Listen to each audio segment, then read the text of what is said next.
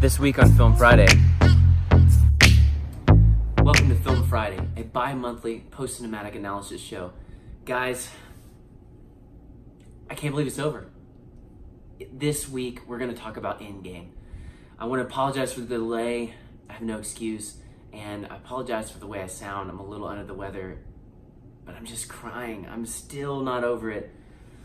I've actually seen it twice now, if you can believe that. 2 viewings. The entire world saw this movie, so spoiler alert, of course, but you saw the movie for sure. And for the purpose of today's conversation, we're going to focus mainly on the original 6, because for the most part, characters that got dusted in Infinity War, their character development for this film was they were dusted, they got undusted, yay hurrah. Two big picture favorites. The first is that there's a moment where Cap's holding Mjolnir, all the good guys have returned, Thor's found his identity again, Tony's ready, everyone is ready for round 2, they've rallied with Thanos, and yet, I love that you still feel like, are they gonna win? It would be so easy to make the audience feel like, oh, they got this one in the bag. But they still have the plot challenge of like, okay, we've still got to take the stones and put them back in their respective time areas. We've still got to defeat Thanos. We've still got to avoid getting everybody killed. The stakes are still high. The movie's not over just because they've got the glove and Thanos doesn't. The second big picture favorites is this movie is dark, yet Marvel dances that beautiful tightrope line of funny without being annoying or stupid. I know there was some controversy of Thor's fat suit. For me, it wasn't that distracting. And they walk this gorgeous line of like, yes, it's funny, and he's feeling depressed, and it's a little bit, okay, that's silly. But yet, he clearly has traumatic stress from Infinity War. I love that Marvel finds that wonderful balance. So let's dive into the original 6.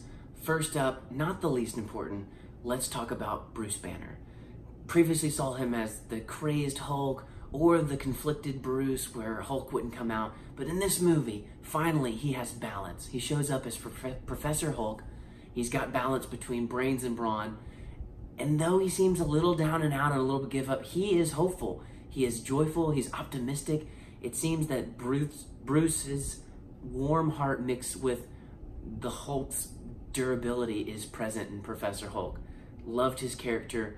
I loved his almost sweetness at times. I particularly liked his final character development before he puts on the gauntlet to do the snap again. And he said, it's like I was made for this.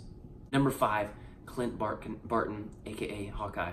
I'm gonna have some friends hate me for this. Normally, I don't love Hawkeye. Normally, Hawkeye is, he feels like filler. I'd say previously, Hawkeye is like, hey, let's have screen time until we get to the cooler Avengers.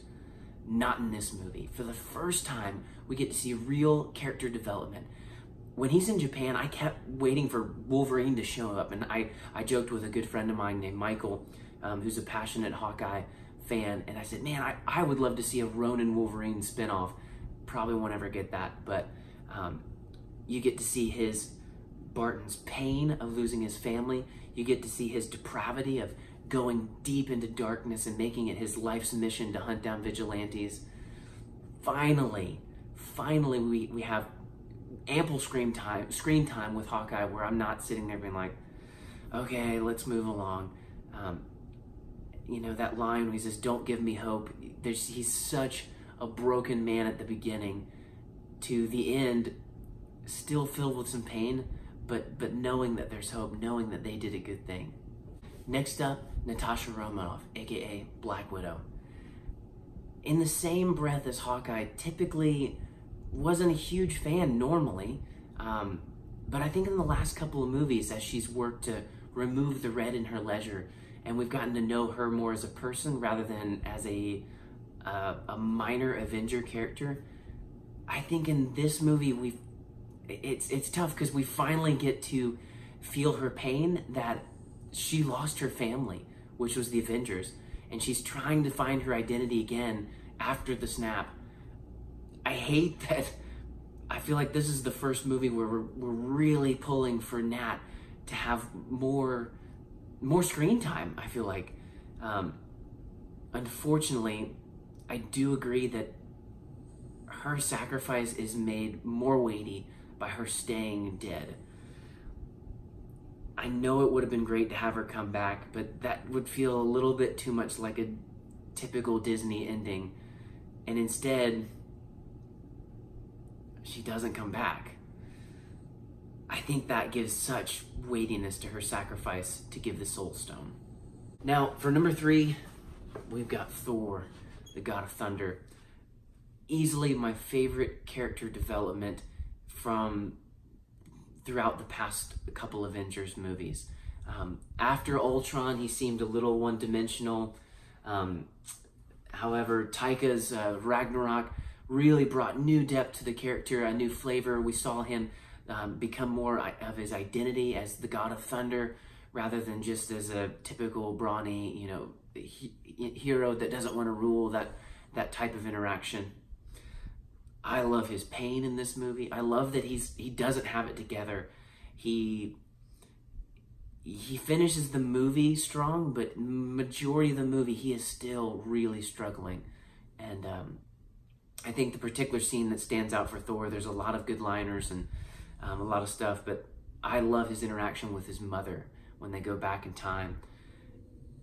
And he kind of lays out his pain and his depression, and yet he still ends up being worthy.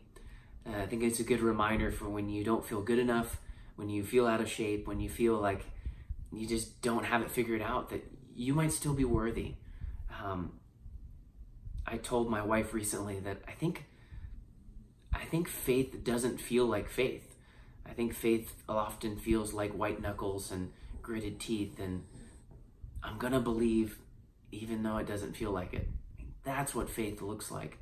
And I think we see that in Thor. I think we see him kind of coming full circle, believing who he is, regardless of what the past and what he did or didn't do previously. It's fantastic character development. Coming in number 2, we've got Captain America, Steve Rogers.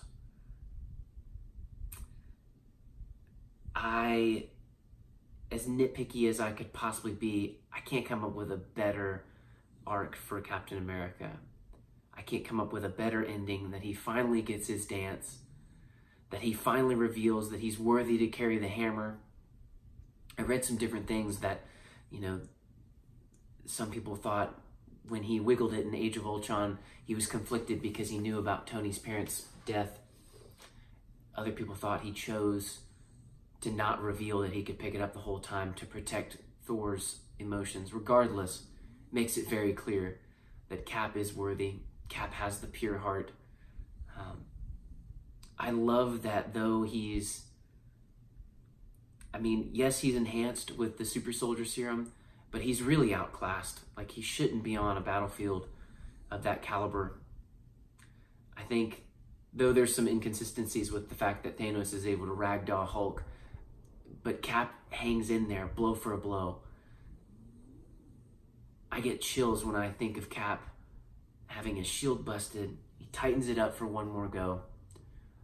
Before he knows anyone else is coming to the rescue, he stands alone on the battlefield, facing Thanos and his entire army, ready to go again.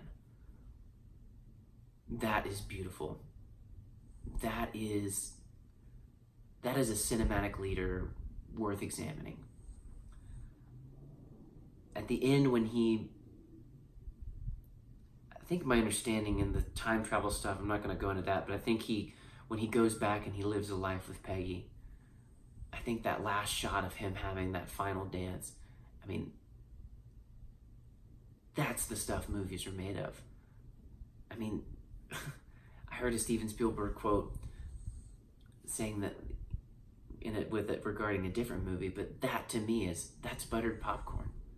That's what the film experience is all about, that full, total completion. And last but not least, we've got Tony Stark, Iron Man. Of course, we all know Robert Downey Jr. kicked it off, 2008, first Iron Man, an obscure character to choose by Marvel's part, big risk, especially coming off of, I think 2008 also had The Dark Knight. I think all along we knew Tony was going to have to die. I think that's not the shocker. I think it's just beautiful that from Avengers 1, where he tells Cap, there's nothing special about you. The only thing special about you came from a bottle. And Cap says, you're not the one to make the sacrifice play. That's where Tony goes from to experiencing PTSD in Iron Man 3 and coping with the fact that there's other worlds and there's gods and there's monsters among us, to him realizing he's made for a bigger purpose. I love the tension that he says no at first. He's like, I made it out with my wife and my daughter, and I can't help you. And yet he comes up with the solution, and he says, maybe I should just throw it to the bottom of the lake. But he knows that's not the right thing. There's some beautiful scenes with his dad, and there's some beautiful interactions. I think my favorite interaction with him and Steve is when they've lost Loki's scepter. They've lost the Tesseract, and they've got to go back to 1970.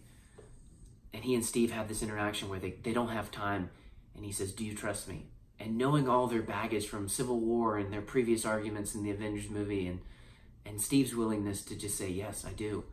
I mean, that's beautiful character building, that he's moving towards something greater. Just like him to make the ultimate sacrifice, to lay down his life to essentially save the day. No better ending. I think that death sets us up with a lot of pain for Peter and the gang in future films and spinoffs. But that was a nice cherry to end Tony Stark's journey. So I hope you enjoyed ENDGAME as much as I did. I'm really glad I watched it twice. The first time I caught the razzle-dazzle effect. I couldn't process. I had to go see it again to get some of my thoughts. And I know this one was a little bit longer, so thank you for hanging in. Hands down, my favorite of the Marvel movies. We could be nitpicky, but I'm not going to be nitpicky. I think there's no better way to just put a cap on this 22 film series. If you're anything like me, you're excited to see what Marvel's going to do next. Now that we've got Spider-Man Far From Home coming up and the potential for a multiverse, and I don't even know anything about that. So I think there's some exciting futures I think there's an exciting future waiting in the cinematic universe of Marvel. But until next time, stay tuned. I'm going to try to be back regulated every other Friday. Join me again for Film Friday. We look forward to talking with you. Bye.